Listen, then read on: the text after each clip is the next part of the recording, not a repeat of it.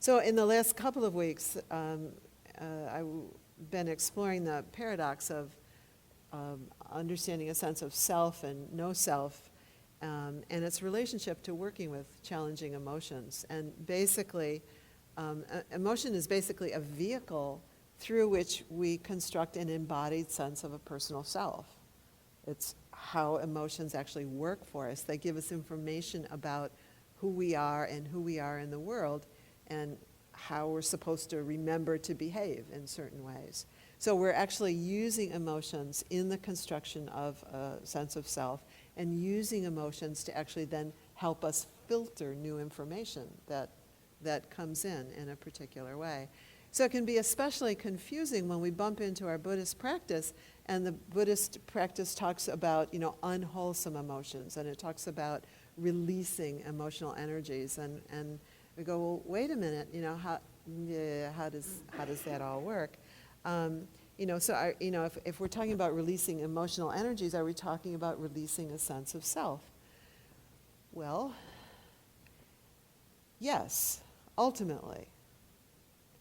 So in one sense, yes, we're talking about releasing emotional energies, and in another sense, we're not.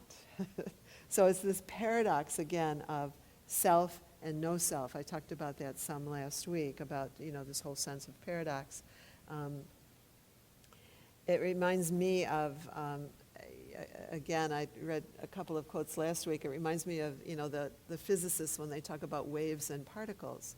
Is it a wave or is it a particle? And the answer is yes. And it depends on how you look and what the purpose of your looking is. So, yes, there's a sense of a relative self. Yes, emotions are important. Yes, they are functional and useful.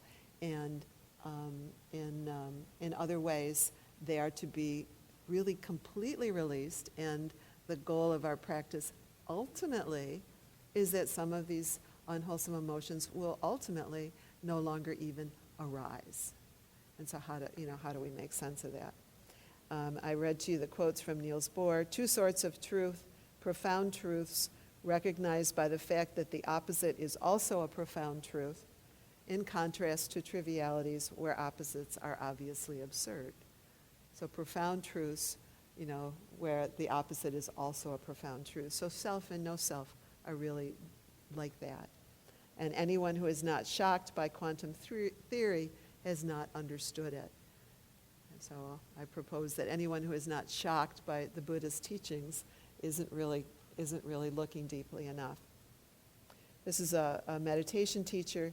He says, enlightened space, this space of unconditional love, cannot be achieved unless and until one is willing to be comfortable with paradox and confusion. So if we're confused about this self, no self thing, and this emotion, good, bad, not, up, down, what, we're in good company. That it is confusing, and it is a bit of a paradox. But nevertheless, we can begin to kind of get a sense, I think, of how to work with these, and how to work with these energies in a kind of a little bit more coherent way, and how to orient ourselves. You've heard me speak of when we read, how to orient ourselves when we read, or when we actually just read the news, for that matter, or when we are encountering our relatives at our Christmas parties, or our coworkers. When we're encountering these emotional energies, we can begin to get a sense of a map and how to orient ourselves to where are we working, what's the point of what we're doing here, and how do we proceed in a way that's a little bit more coherent, the way I imagine a physicist can do, which I certainly cannot. We need to have a bit of curiosity, a bit of spaciousness, and indeed a bit of a sense of humor about it all, about our practice here, as we inquire into, really practically, how do we do this? I read to you a quote from Albert Einstein. This is Albert Einstein, remember, who's talking. A human being is part of a whole, called by us the universe, a part limited in time and space. He experiences himself, his thoughts and feelings, as something separated from the rest. A kind of optical delusion of consciousness. This delusion is a kind of prison for us, restricting us to our personal desires and to affection for a few persons nearest us. Our task, Albert Einstein says, must be to free ourselves from this prison by widening our circles of understanding and compassion, to embrace all living creatures and the whole of nature in its beauty. You know, really sounds like the Buddha, doesn't he? You know, so at an ultimate level, only love is real. At an ultimate level, we embrace all of the universe. And then one teacher says, all of you is perfect, and some parts of you could use some improvement. You know? So the paradox of it all. So start where you are. So my title last week was Start Where You Are. My title this week is Start Where You Are. Again. This is a frame that Ken Wilber offers. He says, in transformation or self-transcendence, whole new worlds of translation disclose themselves. These new worlds are not physically located someplace else. They exist simply as a deeper perception or deeper registration of the available stimuli in the world.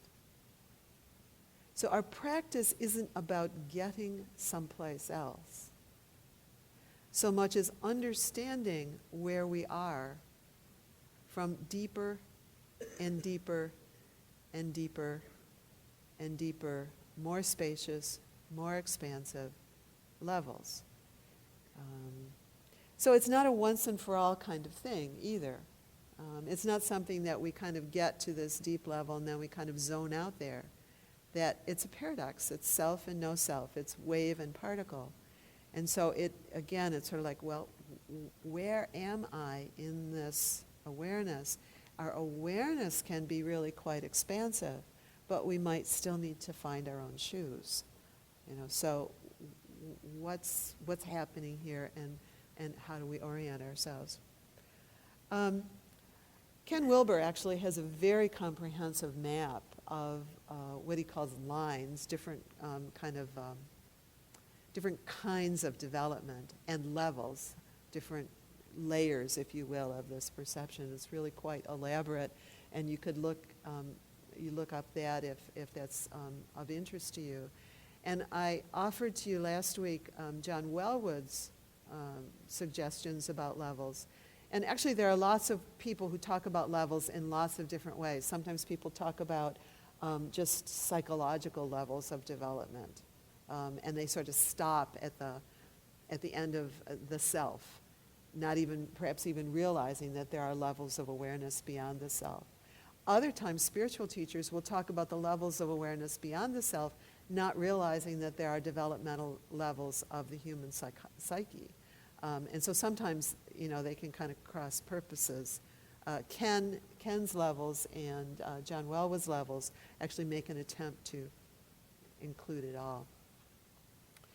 A couple of you have written to me during the week and asked for a little bit more detail about those levels, and I wanted to bring it to all of you tonight.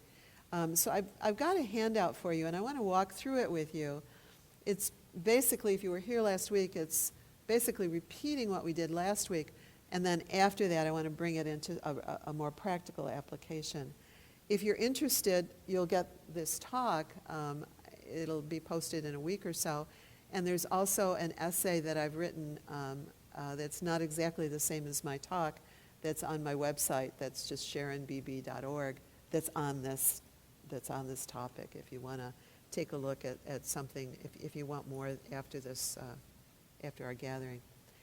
So I'll pass these out. If you want to take it at the end of the evening, feel free. And if you don't, just leave it on the table and I'll recycle them. So this is like a class, you get notes, handouts.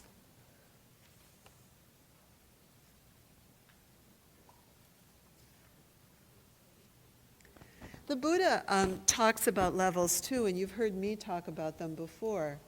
And the Buddha breaks it down into 3 levels, and actually John does too in this. The first level is basically, the Buddha says if you want to understand the teachings, you first have to understand it conceptually. Just with those frontal lobes, this part of our little brain here, that we have to understand it just mentally. And then the second level, the Buddha invites us to reflect. And John's middle 3 have to do with reflection. And then the third level really has to do with directly experiencing. And those are the kind of depths of the levels that Ken Wilber's talking about, where he says whole new worlds of translation disclose themselves. These new worlds are not located physically someplace else. They exist simply as a deeper perception or deeper registration of the available stimuli. So this is a kind of simpler version than John's of the kinds of levels. Does anybody have, is there an extra one anywhere? No, if there isn't, that's fine. Okay. Oh, thank you.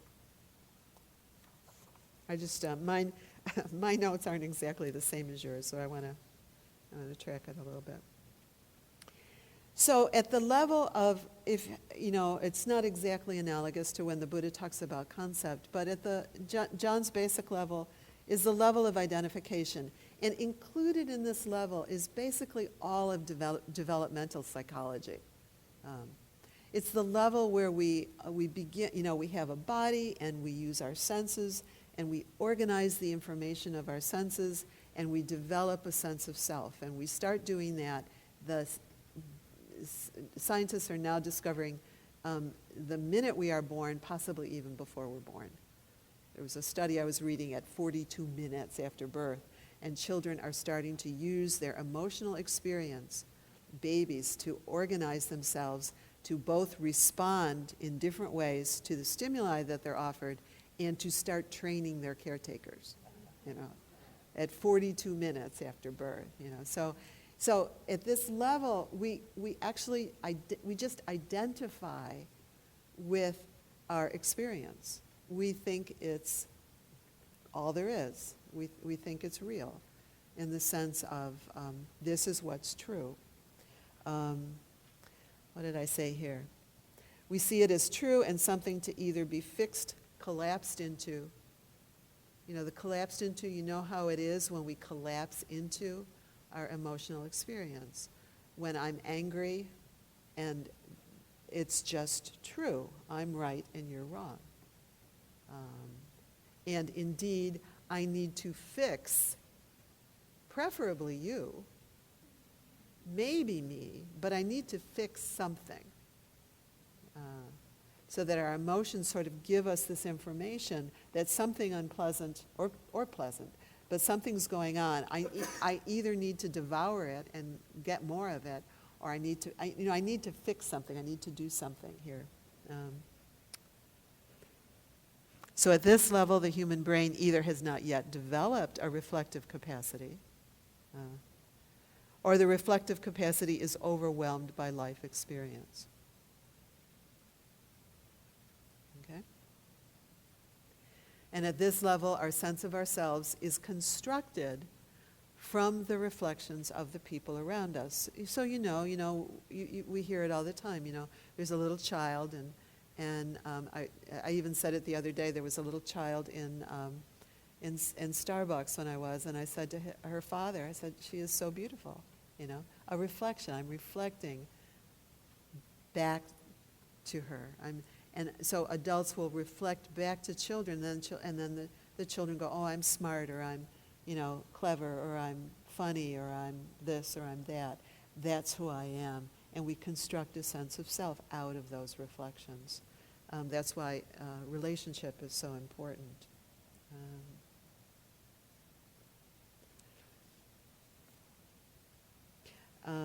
Many different teachers, including the Buddha, talk about it. At this level, it's sort of like looking in a mirror and taking ourselves to be the reflection in the mirror, so that that there's a whole mirror there, but that we can't see the mirror, or we're looking at the sky and all we can see is the bird in the sky. We can't actually see the larger expanse. All we can see is this little piece. So we get identified, and we're quite limited actually in our understandings of what is possible in awareness. Most of us, most of the time, I'll say most of us as human beings, most of us most of the time spend most of our lives in this level of identification, pre-reflective identification, where we take our experience to be the end of the story and to be what's true, if you will. Okay. At about, as children get to be, and you all know this, as children get to be teenagers, children start to develop a reflective capacity, which then actually ideally matures by the time they're in their early 20s. And that's that, you see that kind of transition where teenagers, teenagers, what I think, how I feel, whether or not I want to drive fast, whether or not I want to drink beer, whether or not I have this particular relationship, that's all that matters. There was this terrible story in the news today, I think, about a teenager who had that experience where he was overwhelmed by his emotions and behaved really quite badly, where that's all there is. But then, we watch our teenagers, and hopefully ourselves, develop the reflective capacity where we begin to be able to expand beyond immediate experience and look at it. We begin to be able to see it as experience, but we're not caught in the undertow of it. We begin to notice that we have choices about how we respond to that experience. I remember being a teenager, I was driving with my uncle, and a young man came up next to him and kind of was taunting him to drag race. And he kind of got real macho and sped on ahead, and my uncle just went, oh. And I remember as a teenager having the thought, it's like, oh, that's what adults do. That he could, probably even be a little annoyed, but he had choices. He didn't have to act on that, and he could see that somebody else's experience was different than his own. So he was beginning to be able to reflect on that. So at the first level of reflection, it's primarily conceptual. We begin to step back and are able to take a look at our experience. We're able to think about and talk about experience and not just be in it. Now, even little children can do this, they just can't do it reliably. So ideally, we can begin to do it reliably by the time we're in our young adulthood. We're capable of doing it. And in our teachings, in our Buddhist teachings, the Buddhist Four Noble Truths are at this level. Where he gives us kind of a map. He says, okay, conceptually, here's how you can think about the path. You can kind of step back from it and take a look at it and think about it this way. At the second level of reflection, again, it's sort of a deeper level. You think about a deeper level of the ocean.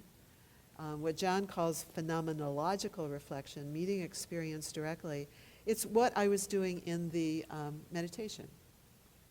I was inviting you to reflect, to look at your experience as it was arising in your body.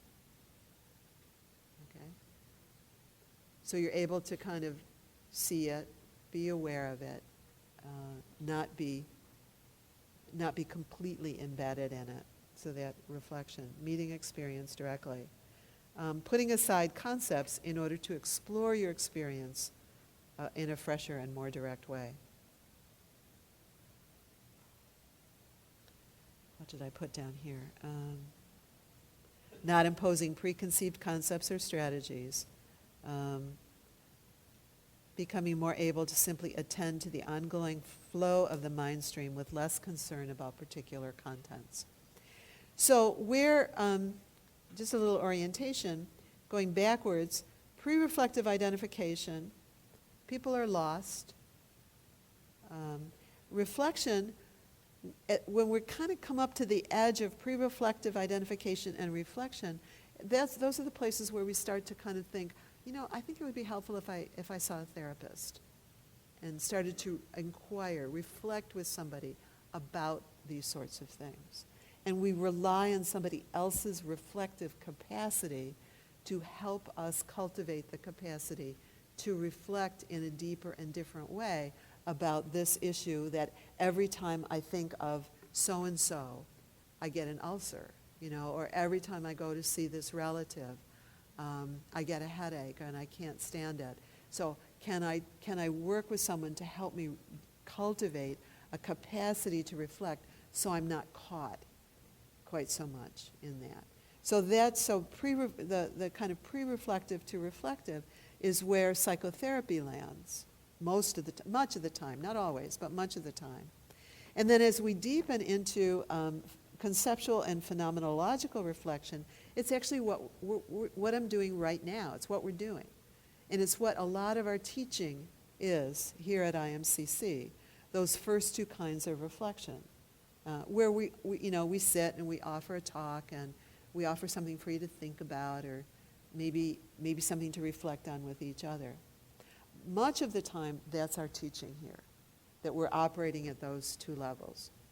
At the next level, at the level of reflective witnessing, and we're talking about bare, mindful attention, where we lose interest in operating on what's arising. We're not so interested in kind of figuring it out or making it work in a different way, but we're just a much more spacious awareness. And here at IMCC, Pat and Susan are the people who most often teach at that level. And sometimes that can be a little confusing because, if Susan will teach at a bare attention level, you kind of may not quite understand, well, what's the relationship then between that and ordinary mindfulness, but it's just a deeper level. So Pat and Susan often will teach at that level. And when we're on a longer retreat, you will start to drop into that level. So when we talk about stuff coming up on a retreat, what happens is as we open the lens wider or deeper, as the case may be, we see more, We see that stuff that in pre-reflective identification, we decided, I don't like that. I don't think I'll pay attention to that. My emotions tell me it's unpleasant, so I'm going to turn away. But when we open the lens, we see it all, and then we'll get kind of scared when we see it all, and we'll hop back up to pre-reflective identification. We'll think, if I'm seeing that in the mirror, it must be who I am, And it's not true that it's who I am. It's just an energy that's arising. But we have in our human development, we have this kind of habit, if you will, of identifying with what's arising. So, all this stuff then begins to be shown in the mirror, and we start to get really antsy because we think, I'm not such a together person, or I'm not such a nice person as I thought I was, because there's all this kind of icky stuff that's arising that's showing up in the mirror. It's just stuff. It's just stuff. It's stuff that wants to be known, that wants to be integrated, that in our pre-reflective state, we've turned away from. So it's just stuff. It's not a deal. Okay. And then in the last of the 5 levels here, so we've got pre-reflective identification, 3 levels of reflection, and then the last level is pure presence, post-reflective awakening within experience, becoming one with experience without falling back into pre-reflective identification. And the quote I read to you, if you were here last week, from Thomas Merton, he was speaking from that place. And it's not uncommon, especially with some of the Dzogchen or Tibetan teachers, to be, you can even read something and they're actually talking at the edge of reflective witnessing and pure presence.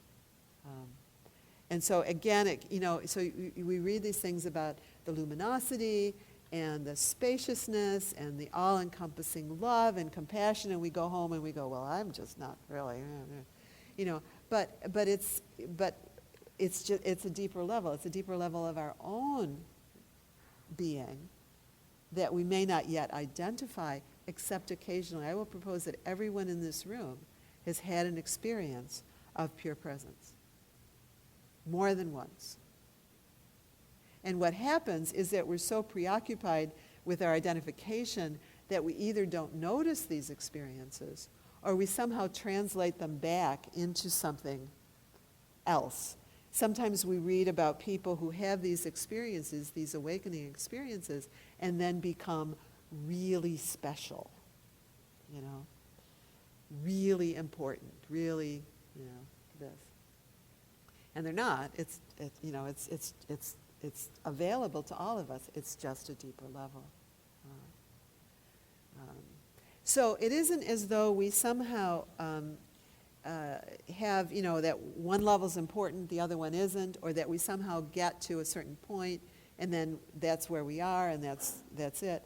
But there's a kind of, it's not like it's a ladder any more than particles and waves are ladders. It's that, we're always kind of every moment, not even like every year or, every 6 years, but every moment we're kind of spiraling back and forth, Well, Thomas Merton had a moment of pure presence, and then he picked up his packages and took them home to the monastery, but he wasn't as identified with all of that. So we're just constantly moving back and forth. And if we get caught in some quality of suffering, the inquiry is, okay, at what level do I need to work with this? And this is kind of, I think, how we can make sense of that confusion. Should I do psychotherapy or should I just meditate a lot? Well, yes. It depends. It depends. It's possible to use psychotherapy as a way of hiding out. We can be infinitely long in psychotherapy, telling the same stories to this therapist, or sometimes we do. It's like getting OxyContin or something like that. You go around, you shop around to different therapists. Here's a therapist I haven't told my story to yet. Oh, good, I can tell it again. About how terrible that thing was that happened then when I was 4. And I've told this story 872 times, and I'm caught in this identification. And so the movement is to begin to kind of open the spaciousness out and to begin to let go of some of that identification. On the other hand, sometimes we read about teachers who are extremely advanced, have amazing capacities to teach, amazing capacities, and who get into some pretty serious trouble in terms of behaving really badly. And the reason for that is that they haven't finished the work up more at the identification level. For example, sometimes Eastern teachers have grown up in the monastery, don't have any experience with relationships, don't have any experience with money, don't have experience with power, come to the West, start to teach, have all of these experiences that they haven't yet learned on a just strictly human level how to digest. But because they're so advanced, sometimes find it really hard to drop back in and do some of that basic teaching. I had one teacher who was an amazing teacher who got it that he needed to go into psychotherapy because there were some missing pieces for him that he was struggling with. And so ideally, people are fluidly able to move back and forth and identify at what level do I need to be working in order to navigate this. And I'll tell you, in my experience, I don't know if this is true or not. Maybe it's true, maybe it's not. But in my experience, we always are at the wrong place.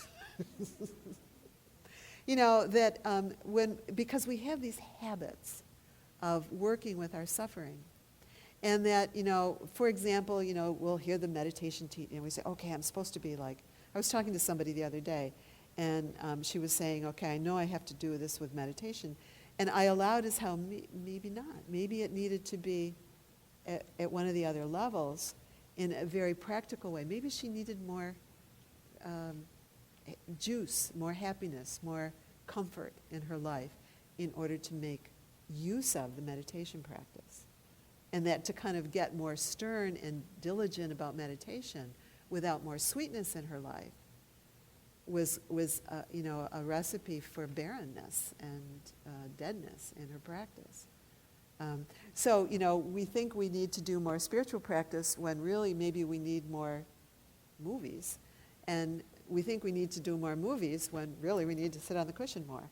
So, so to consider if you're in a place where you're suffering a lot and it's not moving, whatever it is that you're doing isn't moving, maybe it's because you're kind of locked into thinking about it at a particular level, and there needs to be a little bit more curiosity about, is there another level that might be helpful? And indeed, is there somebody who could help me sort out whether or not there's a different level? Because,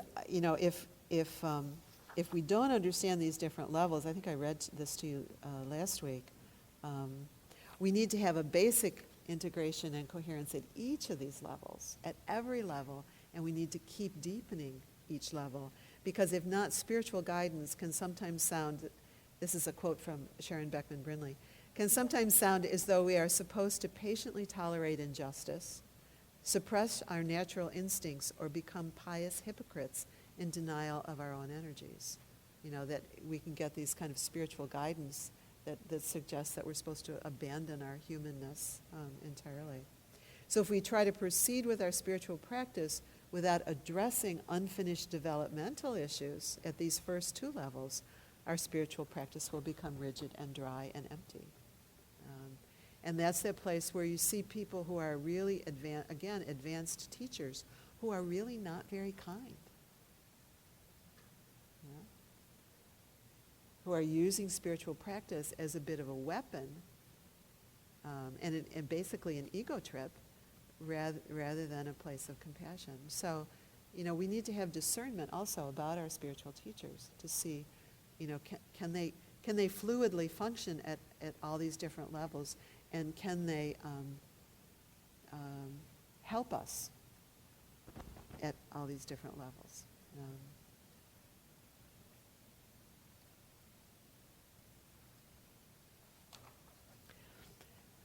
Oh, sigh. Well, here's what I was going to do now, but we're not going to do it because we don't have time. What I wanted to do was to ask you to bring into your awareness, I'll just ask you to do it, and rather than in reflecting with each other, just do it really quickly, and I'll ask you to do it as a little homework. To bring into your awareness some person with whom you have some difficulty. Where there's some emotional ick.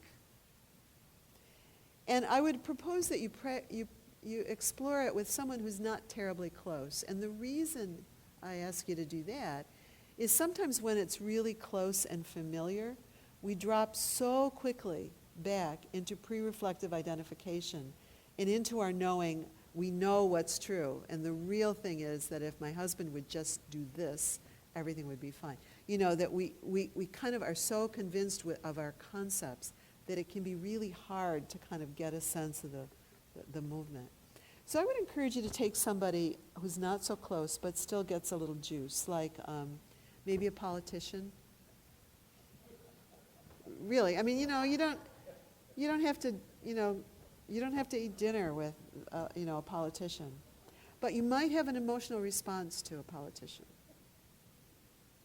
Or somebody in the news, tomorrow morning when you're looking at the news or reading the Washington Post or whatever it is, to pick somebody in the news and to look to see what level does this person appear to be functioning at. And I underline the word appear because we never, ever, ever, ever, ever, ever, ever know at what level somebody else is actually functioning at. But we can maybe get a bit of a guess, and it might be helpful. For example, if someone is functioning at the level of pre-reflective identification, if there's some ISIS person who is so caught up in his rage or her, whatever, that they can't see anything else, we might be able to see that without getting caught up with them. So I'd invite you to, consider what level do they appear to be functioning at. And as I am observing them, what level am I functioning at? And just to kind of do it as a little practice, it's like, well, what's interesting? I'll come back to this when, probably it's going to be late spring or summer by the time I come back to it again. But when we do, I'll do some talks on working with anger or working with fear or working with sadness. And we'll come back to this and use this framework. What level are they functioning at? What level am I functioning at? And what resources is calling on me to develop so that I can have a bit more spaciousness around this issue. You can see how if we're dealing with, I remember many of you have heard me talk, my mother had dementia for quite some time, and to be able to kind of work with it and basically steadily step out of, because at first when she would yell at me and hit me and all these, really difficult things, I dropped right back into pre-reflective identification, and just like, I can't do this. I can't do this. But to keep working steadily with it in terms of what resource does it call on, actually, we had a couple of experiences together of pure presence before she died.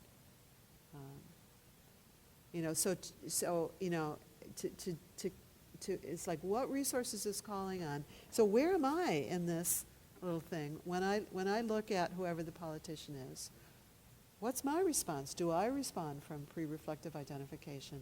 And is it possible for me to step out a little bit more widely and be able to look at this a little bit more widely? Remembering that the Buddha offered 84,000, it's a metaphor, but a lot of skillful means to do that. 84,000 resources. What resources is this calling on me to develop?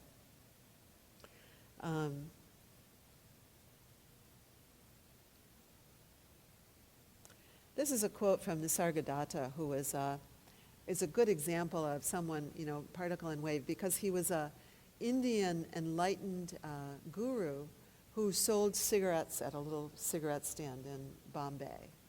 It's like, what? Enlightened people don't sell cigarettes on cigarette stands. So Joan the other night was talking about, she was using truth and love interchangeably, and Nisargadatta does exactly that. Somebody asked him, what can truth or love gain by all our practice? So, they're asking him, this huge, big, pure presence, what can that gain by all our practice? And he says, nothing whatsoever, of course.